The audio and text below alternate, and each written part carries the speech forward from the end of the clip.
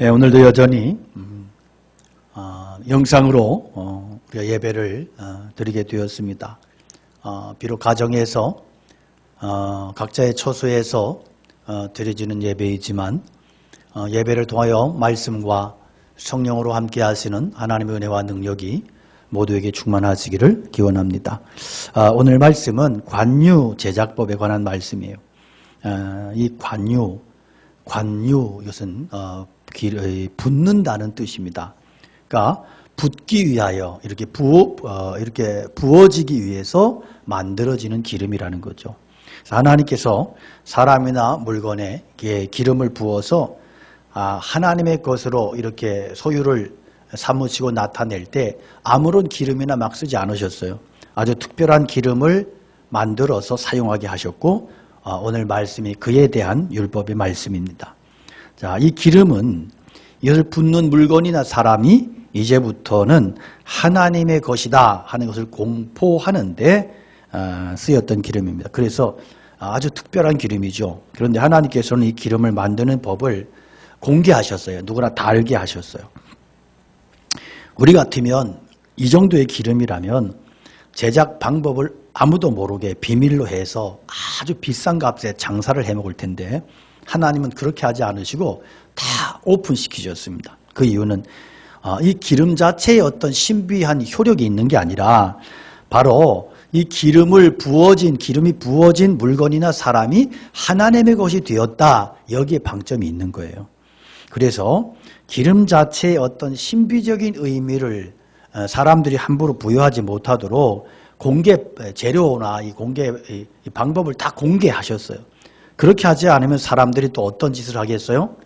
이것을 몰래 만들어 가지고 비밀리에 해서 이게 무슨 특효약이네 만병통치약이네 이러면서 미신 신앙과 그렇게 연결되게 될 겁니다. 그래서 하나님은 아예 그런 근거를 위험 요소를 없애버리신 거죠. 기름 부음은 자주 있는 일이 아니었고 특히 그 물건이나 당사자에게도 평생 한 번 있을까 말까 한 귀한 일입니다. 그래서 하나님은 기름 붓는 일이 귀하다는 의미를 주기 위해서 또 이 기름 자체가 변질되지 않도록 하기 위해서 이 상품의 향료를 이렇게 넣어서 기름을 만들게 했습니다. 29절에 보면 그것들을 지극히 거룩한 것으로 구별하라. 이것에 접촉하는 것은 모두 거룩하리라 그랬습니다. 이 말씀은 이런 물건이나 사람들이 존재하는 목적이 결국은 뭐예요? 사람들을 심판하기 위한 게 아니고 거룩하게 만들기 위한 게 목적이다. 그래서 하나님의 은혜를 얻기 위해서 하나님의 전에 나와서 기도하는 가운데 이런 물건에 접촉하는 자들은 거룩하게 된다는 뜻이에요. 이것은 단순히 물건 자체가 그런 힘이 있다는 뜻이 아니고 하나님께서 성전 회막이나 기구들을 만드신 그 목적이 바로 뭐냐?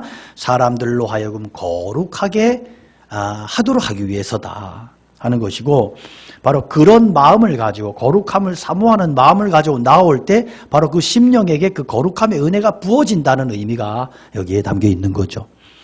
여러분 다른 게 죄가 아니고요. 죄가 뭐예요? 하나님을 마음으로부터 몰아내는 게 죄예요. 거부하는 게 죄잖아요. 일단 마음으로부터 하나님을 거부하게 되면 그가 가지고 있는 모든 것들이 제대로 쓰여질 수가 없어요. 하나님을 거부하는 자들이 돈이나 지위나 인간관계나 자기에게 주어진 어떤 힘이나 환경이나 이런 것들을 온전히 사용할 수 있습니까? 다 악용을 합니다. 어떤 이성, 이 성 문제도 하나님을 거부한 인생은 반드시 부정하게 더럽게 악하게 쓰게 돼 있더란 말이에요. 그래서 결국은 뭐예요? 하나님을 거부하는 게 죄예요. 거기서부터 모든 죄가 시작이 돼. 이게 부정한 거예요. 그런데 하나님은 그 모든 것들을 결국은 심판하실 것이지만 당장은 그렇게 하지 않으시고 단지 성전을 거룩하게 구별하셔서 성전을 통해서 부정한 자들이 죄를 깨닫고 또 회개하고 은혜 받기 위해서 나오는 그 사람들을 하나님께서 만나주시고 그들을 거룩하게 구별해 주시겠다는 거예요. 네. 자, 오늘 본문에서 말씀은 이 기름을 어떻게 사용하느냐 하는 겁니다. 우선 성전의 회막과 제단과 여러 기구들에 바르게 하셨어요. 기름을. 26절 이하에 보면 너는 그것을 회막과 증거교에 바르고 상과 그 모든 기구이며 등잔대와 그 기구이며 분향단과 및 번제단과 그 모든 기구와 물두멍과 그 받침에 발라 그것들을 지극히 거룩한 것으로 구별하라. 이것에 접촉하는 것은 모두 거룩하리라. 자, 회막과 증거계와 그 모든 기구들은 이 기름을 바름으로부터 그때부터 하나님 앞에서 거룩하게 구별되어 쓰여지게 됐다. 기름 부음이 없으면 이 하나의 그냥 장막이고 하나의 막대기고 뭐 나무 상자요 이렇게 등잔불이지만 그건 그 구원론적인 의미가 거기에는 담길 수가 없는 거예요. 여기에 기름 부음이 임함으로 기름을 바름으로 그때부터 이 물건들은 사람의 죄를 용서하는 구원론적인 의미와 역할을 가지게 되는 거예요. 사람에 대해서도 마찬가지죠. 30절에 보니까 너는 아론과 그의 아들들에게 기름을 발라 그들을 거룩하게 하고 그들이 내게 제사장 직분을 행하게 하고 이스라엘 자손에게 말하여 이르기를 이것은 너희 대대로 내게 거룩한 관윤이. 아론과 그 아들들이 제사장으로서의 사명을 다할 수 있는 것은 언제부터예요? 기름 부음을 받았을 때부터 시작인 거예요. 그래서 하나님께서 이렇게 기름 부음을 중요시하는 것은 이것들이 다 영혼의 구원과 관계가 있기 때문입니다. 또 하나님은 이 기름 부음을 이스라엘 백성들이 중요하게 받아들이도록 하셨어요. 그래서 아무나 이 기름을 만들거나 쓰지 못하도록 하셨고 또 기름 부음 받은 것은 거룩하게 구별해서 다른 용도로는 절대로 쓸 수가 없도록 그렇게 구별하셨습니다. 그렇게 하신 이유는 하나님은 이것을 영혼 구원을 위해서 지켜야 되는 최소한의 구별점 한계라고 그렇게 생각하셨기 때문입니다. 그래서 하나님께서 이런 기구들이나 제사장에 기름을 부어서 거룩하게 구별하신 것은 만약 이런 것들까지 인간의 더러운 정욕에 묻어버리고 섞여버리고 양보해버린다면 다시는 구원받거나 치료받을 길이 방법이 없어지기 때문이에요. 오늘 우리가 실용주의 시대를 삽니다. 그죠? 실용주의라고 하는 게 뭐예요? 나에게 필요한 것은 인정하고 그렇지 않은 것들은 다 쓸어버리는 거예요. 필요 없다고 다 내쳐버리는 거예요. 이게 실용주의예요. 이 실용주의가 성행을 하고 실용주의가 교회까지 쳐들어오다 보니까 어떤 일이 일어나요? 정말로 기름 부어서 거룩하게 남겨놓아야 될 거룩의 영역까지도 다 쓸어버리게 되는. 그래서 교회 안에 거룩함이 없어져 버리는.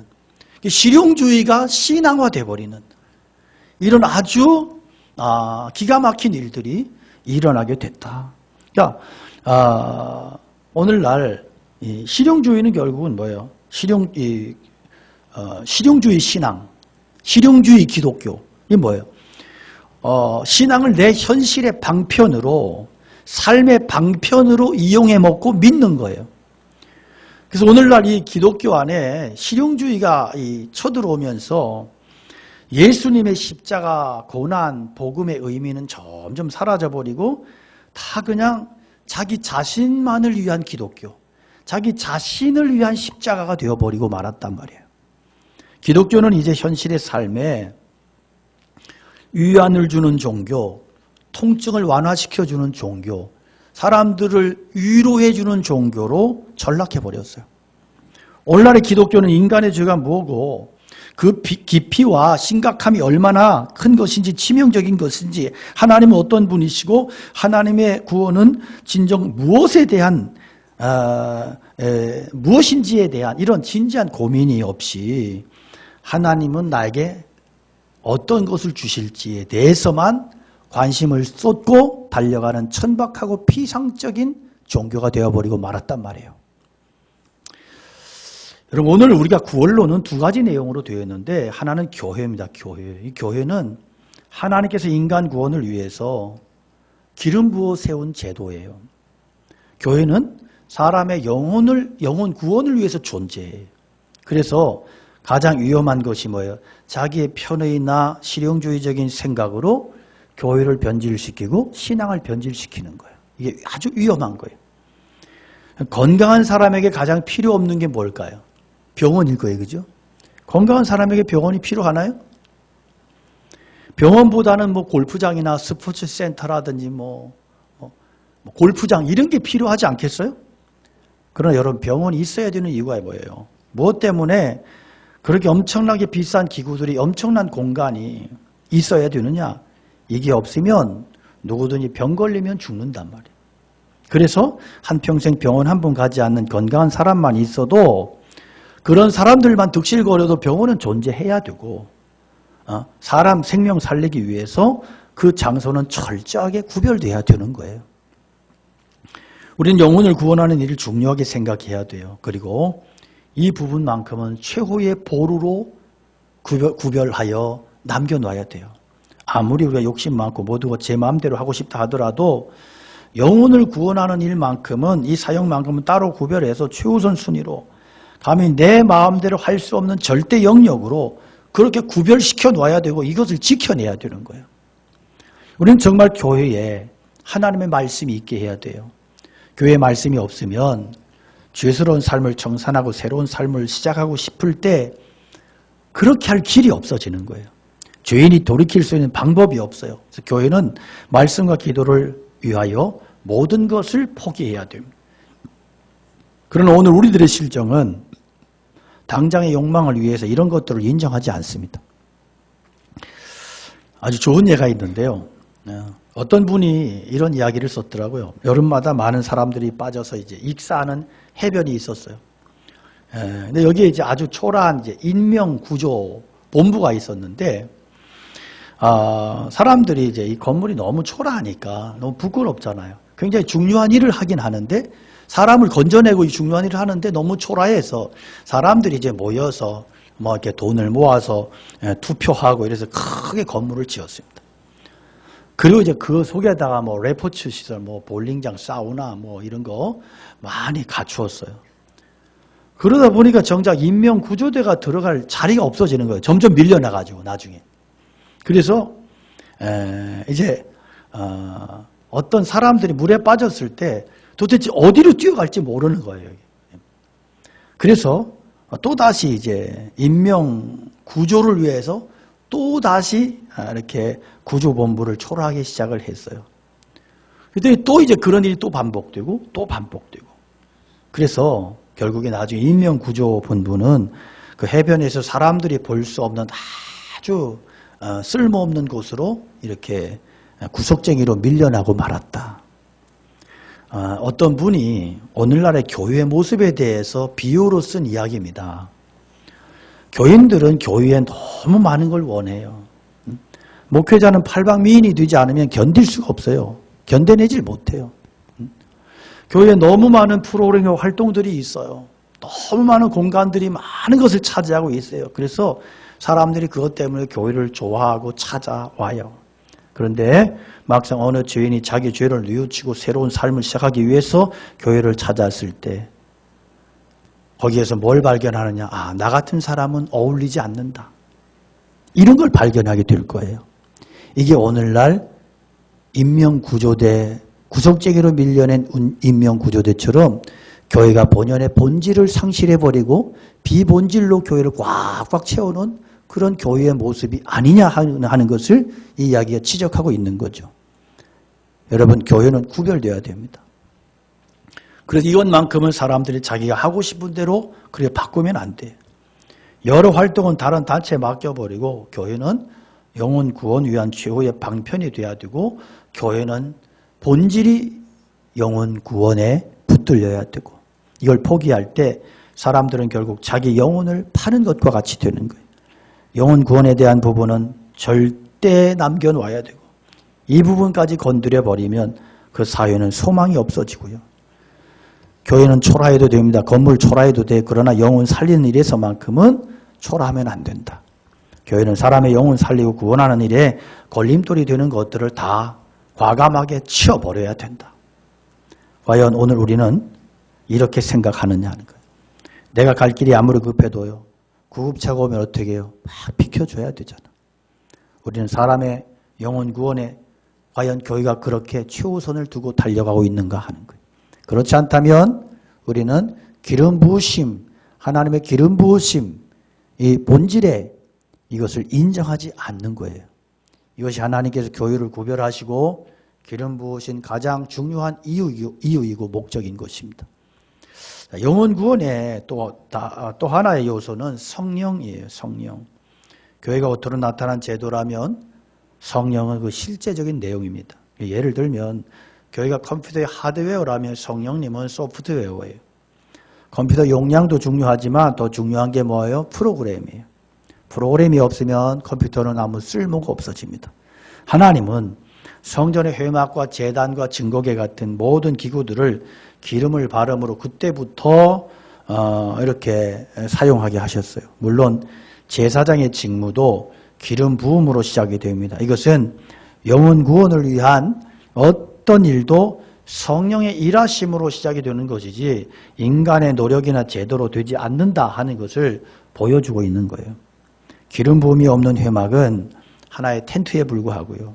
기름 부음 없는 증거계는 하나의 상자에 불과한 거예요. 기름 부음 없는 등대는 하나의 등대일 뿐이에요. 정말 이런 것에 기름을 부음으로 이런 것들이 구원에 대한 의미를 가지게 되고 이것을 접촉하는 사람들의 믿음을 불러일으키게 되는 거예요. 자, 성령님이 하시는 모든 일은 우리 안에 하나님께 대한 믿음을 불러일으키는 것입니다. 왜 우리가 죄에 빠졌어요? 이것은 하나님께 대한 믿음을 잃어버렸기 때문이죠. 하나님께 대한 믿음이 다시 살아나기만 하면 사람들은 그런 상태로 살라고 해도 살 수가 없게 되는 거예요. 성령님께서 하신 것은 하나님께서 우리의 구원을 위해서 만드신 모든 것을 통하여 우리 안에 죽어있는 믿음을 불러일으키시는 거예요. 그래서 회막이나 법궤나 등대 같은 것은 그 자체로서 어떤 의미를 가지는 게 아니라 성령님께서 우리의 믿음을 불러일으키시기 위해서 사용하시는 그런 도구이고 통로로서 의미가 있는 겁니다. 그러므로 여러분 우리는 기름 부음 중요하게 생각해야 돼요. 왜냐하면 그것은 하나님께서 쓰시는 은혜의 통로이기 때문이에요. 저는 목사 안수 받는 것을 아주 중요하게 생각합니다. 왜냐하면 진짜 도저히 하나님의 말씀을 감당할 자신이 없기 때문이에요. 누가 감히 하나님의 말씀을 감당할 수 있겠어요? 그러나 말씀이 맡겨졌기 때문에 나 같은 죄인을 충성되이 여기셔서 말씀을 맡겨주셨으니까 부족해도 그 주님께 충성을 다하는 것뿐이에요. 우리는 한 사람 영혼도 절대 구원 못합니다. 그러나 성령께서 우리를 믿음의 통로로 사용하셔서 그 역사를 이루신다고 하는 것을 기억하셔야 돼요. 여러분 설교 중요하게 생각하셔야 됩니다. 설교는 성령께서 사용하시는 가장 중요한 은혜의 수단입니다. 그래서 종교개혁자들은 이 강대상을 하나님의 보좌라고 불렀어요. 여기서 선포되는 말씀이 성경에 일치하는 한 그 말씀은 하나님께서 나에게 주시는 말씀으로 전적인 말씀으로 받아들이라는 거예요. 말씀을 전하는 사람은 그 일에 충성되게 하는 것이 스스로를 살리는 길이고 성도들을 살리는 길이에요. 요즘은요 교인들의 목사를 다 망쳐요. 너무나 많은 것들을 요구해요. 그래서 교인들이 막 목사에게 당회가 이런 거 저런 걸 요구하고 교인들이 이런 얘기 저런 얘기 막 요구하고 뭐 목사의 설교를 들어도 그걸 하나님의 말씀으로 받아들이기보다는 왜 그런 말을 했느냐 왜 그렇게 설교를 꼭 그렇게 해야 되느냐 이러고 달려든단 말이에요. 이 사람들은 지가 하나님이지. 그러니까 우리가 이게 나에게 서운하냐 나에게 기분 나쁘냐 이런 걸로 판단하면 이 사람은 판단 자체가 글러먹은 거예요. 이 사람은 잘못된 신앙이에요. 뭘로 판단해야 돼? 지금 내가 하나님의 말씀이 목사가 말씀을 앞에서 전하는데 이 말씀이 굉장히 나한테 자존심이 상해. 굉장히 내 빈정이 상해. 막 분노가 일어났던데 그런데 그때 가만히 생각해 보는 거예요. 그런데 이 말씀이 하나님의 말씀 맞냐? 이게 과연 말씀에 하나님의 성경이 부합되고 하나님의 말씀인 것이 맞느냐? 맞다면 받아들여야 되는 거예요. 기분 나빠도. 그래서 하나님 앞에 하나님 내 기분이 더럽지만 그 말씀 이 말씀 믿음으로 받겠습니다. 이 받아들여야 돼. 그 신앙이지. 아니 하나님의 말씀이야 분명히. 분명히 하나님의 말씀인데 자기 감정이 안 좋다고, 지 기분 나쁘다고, 그래서 그렇게 설교할 수 있느냐, 그거는 뭐 나를 위해서 하는 얘기 같아 이러면서 삐치고 막 이러면 이 사람은 신앙이 없는 거예요. 그러니까 여러분 말씀 중요하게 생각하시고, 그리고 자꾸 목사한테 이상한 걸 자꾸 요구하면 안 돼요. 이럴 수는 있어요. 목사가 누가 봐도 자기가 볼 때 성경 말씀을 전하지 않고 복음을 전하지 않고 엉뚱한 얘기를 해. 그걸 혼나해. 그건 혼내도 돼. 그런 목사는. 그 혼내도 돼. 이러면 좀 위험한 거고, 그런 목사에게는 목사님, 저희는 복음을 듣고 싶고요. 하나님의 말씀을 순수한 하나님의 말씀을 듣고 싶어요. 이러고 막 이렇게 요구할 수 있는 거예요. 그렇지만 내 기분에 안 맞는다고 틀리고, 내 기분을 좋게 한다고 은혜 받고, 여러분 이것은 아주 형편없는 믿음. 그건 믿음이 아닌 거예요. 그래서 자꾸 이게 이러다 보니까 오늘날 목사들이 자꾸 변질되고 말씀에 소홀히 하고 자기 비유 맞춰주는 그런 사람들을 칭송하고, 이거에 이렇게 되면 안 된다. 우리가 할 수 있는 게 아무도 없어요. 단지 성령의 통로일 뿐이다. 우리는 우리 예배가 자기 만족을 위한 예배가 되면 안 돼요. 성령님께서 은혜 주시는 통로가 되도록 그렇게 함께 마음을 모으는 그러한 역사가 있기를 원합니다. 자, 하나님은 이 관유에 대해서 주의해야 될 것을 말씀하시는데요. 32절 말씀 보니까 사람의 몸에 붙지 말고 이 방법대로 이와 같은 것을 만들지 말라. 이는 거룩하니 너희는 거룩히 여기라. 이와 같은 것을 만드는 모든 자와 이것을 타인에게 붙는 모든 자는 그 백성 중에서 끊어지리라 하라. 주의해야 될 것은 만들지도 말고 다른 용도로 사용하지도 말아라. 그래서 몸에 붙는다고 하는 것은 다른 용도로, 예를 들어서 몸이 아프거나 또 아니면 몸에 치장을 하거나 머리에 기름을 바르든 이런 식으로 하지 마라. 이런 이상한 행위하면, 인위적인 방법 쓰면 죽는다는 거예요. 오늘날 일어나는 많은 경우가 소위 심리를 이용한 은혜, 인위적인 방법을 써서 어떤 은혜를 만들어 보려고, 특별히 인본주의 상담이 십자가의 복음을 약화시키고 그것이 마치 이 시대에 대안인 것처럼 강단에서 소리치는 일들이 많이 일어나고 있어요. 물론 여러분 교회도 상담이 필요해요. 그러나 교회에서의 상담은 그 사람 안에 들어있는 걸림돌을 제거해서 하나님과의 관계를 바르게 하고 바른 말씀을 듣도록 하기 위해서, 그래서 상담이 필요한 거예요. 그런 것이지 마치 복음인 것처럼, 그게 복음인 것처럼 착각하면 안 된다. 심리적인 방법에 의존하는 것은요, 정직하지 못한 거예요. 결국 끝에 가서는 더 갈증이 심해질 것이고, 하나님은 설교에 미라는 방법으로 이 세상을 구원하시기를 기뻐하시는 거예요. 우리가 기억할 것은 다윗이 사울의 기름 부음 받은 것을 크게 존중하고 그를 해치는 것에 대해서 두려워했다는 거예요. 분명히 우리 생각으로는 이 사람은 하나님의 은혜의 통로가 아닌데 오히려 하나님 나라 망치는 자였잖아요, 사울이. 그럼에도 다윗은 그를 치지 않았어.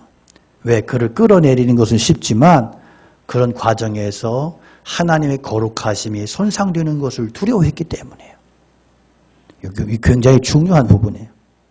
저는 이것이 진짜 그리스도인의 모습이라고, 믿음이라고 믿습니다. 눈에 보이는 합법적인 악이 있을 때 하나님은 그 악까지도 사용하신다는 거예요. 이 확신, 이것이 가능할 때 우리는 모든 지각을 뛰어넘는 하나님을 인정하게 되고 그분이 부어주시는 진짜 은혜를 경험하게 될 것입니다. 그리스도께서 사역을 시작하시면서 성령으로 기름 부음 받으신 것은 그 능력의 하나님도 스스로 일하지 않고 성령의 통로가 되기를 원하셨다는 의미예요. 우리가 스스로의 힘으로 할 수 있는 게 아무것도 없다. 오직 성령의 기름 부으심 안에서 은혜의 통로가 되기를 힘쓰고, 또 늘 성령의 기름 부으심 안에 내 스스로가 내가 그 자리에 있다고 하는 것을 인정하고 그리고 인식하시고, 그래서 그 자리에서 내가 하나님께 쓰임받는다는 사실을 영광스럽게 알고 그러한 내 자신을 하나님 앞에 지켜내고 그러면서 또 다른 사람들이 그렇게 쓰임받고 그렇게 살아가는 것을 내가 인정해주고 존중해주고 그럴 때 교회 안에 우리의 삶에 하나님의 큰 역사가 크신 은혜가 임하게 될 줄로 믿습니다. 우리 안에 이러한 믿음을 살아가시기를 축복합니다. 우리 함께 찬양 올려드리겠습니다.